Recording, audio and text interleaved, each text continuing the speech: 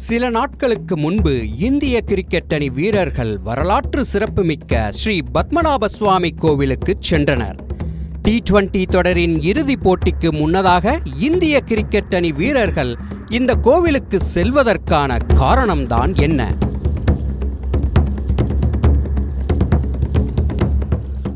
சமீப காலமாக கிரிக்கெட் வீரர்கள் பல்வேறு கோவில்களுக்கு சென்று வருகின்றனர்.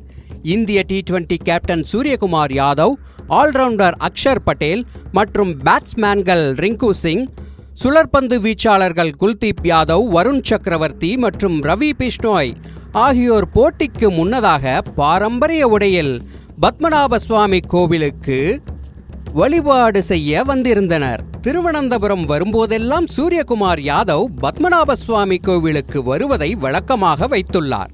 அப்படி என்னதான் சிறப்பு இந்த பத்மநாப சுவாமி கோவிலில்? தெரிந்து கொள்ளலாம். கேரள தலைநகர் திருவனந்தபுரத்தில் உள்ள பத்மநாப சுவாமி கோவில் உலக புகழ் பெற்றது. அதிக கட்டுப்பாடுகள் நிறைந்த இந்த கோவிலை பற்றிய ஒவ்வொரு விஷயமும் அனைவரையும் ஆச்சரியப்பட வைப்பதாக உள்ளது.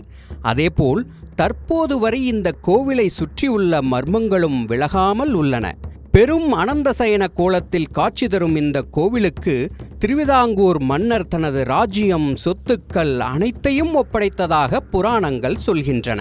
பத்மநாப சுவாமிக்கு 21 குண்டுகள் முழங்க இந்திய இராணுவத்தால் மரியாதை செலுத்தப்பட்டு வந்த வழக்கம் பிரிட்டிஷ் காலம் முதல் இந்தியாவில் மன்னராட்சி முறை ஒழிக்கப்படும் வரை நடைமுறையில் இருந்ததாக வரலாறு சொல்கிறது. உலகிலேயே பணக்கார கோவில் என சொல்லப்படும் இந்த கோவிலுக்கு எவ்வளவு சொத்து உள்ளது என்பது துல்லியமாக இதுவரை யாருக்கும் தெரியாது.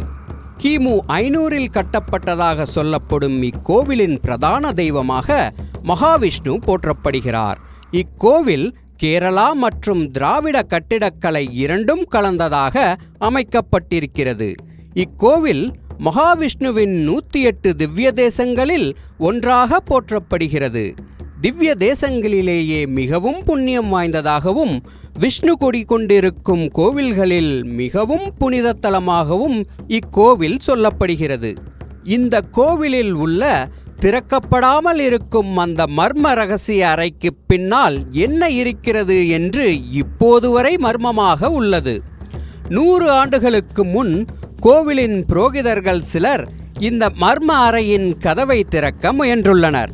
இந்த அறையை திறந்தால் நாட்டில் அப்போது இருந்த பஞ்சத்தை தீர்த்து நாட்டை காப்பாற்ற முடியும் என அவர்கள் திறக்கச் சென்றுள்ளனர். ஆனால் அவர்கள் இந்த அறையை நெருங்கி செல்ல செல்ல கதவுக்கு பின்னால் கடல் அலைகள் ஆக்ரோஷமாக பொங்கும் சப்தம் கேட்டதாக சொல்லப்படுகிறது. இந்த அறையின் கதவு அரபிக் கடலுடன் தொடர்புடையதாக புராணங்கள் சொல்கின்றன. இந்த மர்ம அறையின் கதவை திறந்தால் உலகம் அழியும் என்ற நம்பிக்கையும் நிலவுகிறது.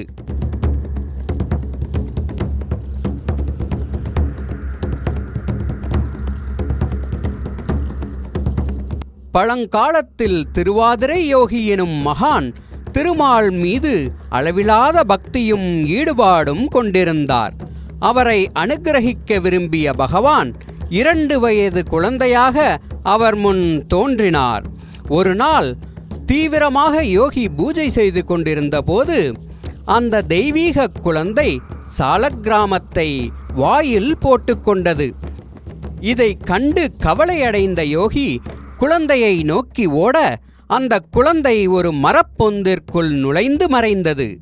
யோகி மனமுருக பகவானை வேண்டிய போது அந்த மரம் தானாகவே விழுந்து பகவான் விஸ்வரூப தரிசனமாக காட்சி தந்தார்.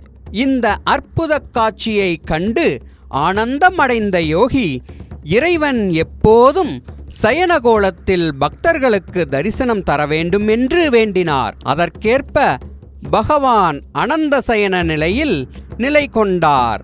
இதன் காரணமாக இன்றும் பக்தர்கள் 3 வாசல்கள் வழியாக திருமுகம், நாபி மற்றும் திருவடிகளை தனித்தனியாக தரிசனம் செய்கிறார்கள். இந்த தரிசனம் முறையே முக்திக்கான வழியாக கருதப்படுகிறது.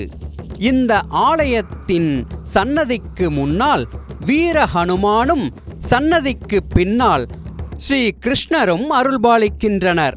இங்கு ஹனுமானின் மீது சாற்றப்படும் வெண்ணெய் எத்தனை நாட்கள் கடந்தாலும் கெடுவதில்லை, எந்த வெயிலாலும் உருகுவதில்லை என்பது ஒரு பெரிய அதிசயமாக கருதப்படுகிறது.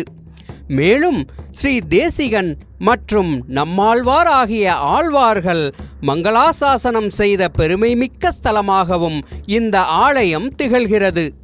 இந்த திருத்தலத்தில் மனமுருகி வேண்டிக் கொண்டால் வாழ்க்கையில் ஏற்படும் சோதனைகள் படிப்படியாக விலகும். யாருக்கெல்லாம் வாழ்க்கையில் கஷ்டங்கள் அதிகமாக இருக்கிறதோ அவர்கள் பொறுமையுடன் பகவானை வணங்கினால் பொன்னான காலம் நிச்சயம் பிறக்கும். காரிய சித்தி பெற, திருமண தடைகள் நீங்க, மன நிம்மதியுடன் வாழ திருவனந்தபுரம் பத்மநாபனை முழு நம்பிக்கையுடன் பிரார்த்தனை செய்தால் போதும். காண கிடைக்காத ஆனந்தமும் அமைதியும் வாழ்க்கையில் தானாகவே வந்து சேரும்.